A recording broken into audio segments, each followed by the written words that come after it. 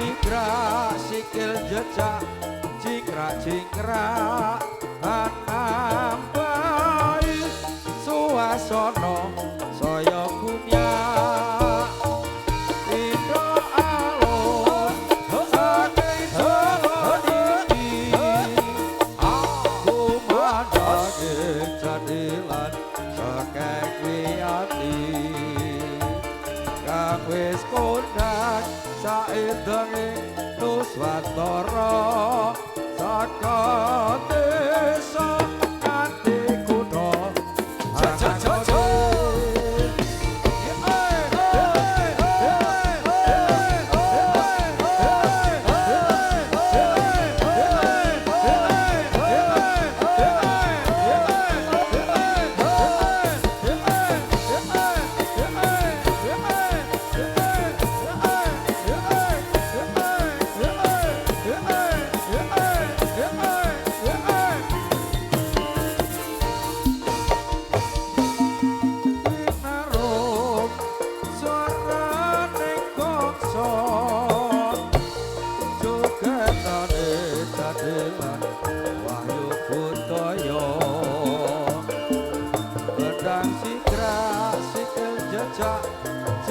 Cikrak anabai suasana saya kumyak beda alun saking jalan iki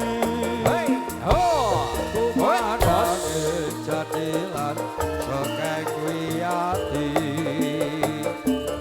kang wis kondang saendenge Nuswantara saka desa nganti kutha Pangagoni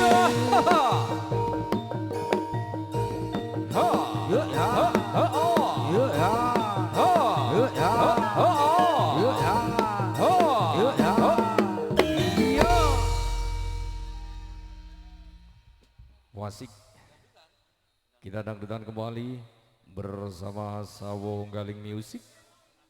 Di kesempatan malam hari ini masih setia menemani penjenengan semuanya.